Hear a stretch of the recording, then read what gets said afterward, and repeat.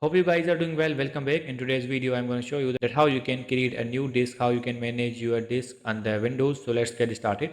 So first of all, what we have to do, simply we have to go to the disk PC option and then we have to right click on the disk PC, and as you can see, you will be able to see the manage option here. So we have to click on the manage, and after clicking on the manage, as you can see now the different type of computer management option will be opened here. So I'm going to make it bigger.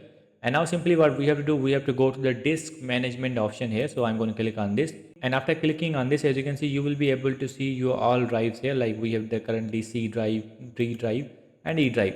So if you want to create a new drive, you can also do that. For example, what I'm going to do, firstly, we have to shrink the volume. I'm going to right click on this. And as you can see, shrink volume here. So now we have to click on this, and now we have to choose that how much volume you want to shrink. As you can see, total size is this and the size of available is this. Now we have to choose that. For example, I'm going to write the 10,000, or we can write the 10,000 here. For example, I'm going to write the 10,000. So let's write that. And now simply what we have to do, we have to click on the shrink volume. And after clicking on this, as you can see, now we have to wait for a few seconds. And as you can see now, this is unlocated space here. Now we have right click on this and new simple volume, and we have to click on the next again, next, and again next, finish.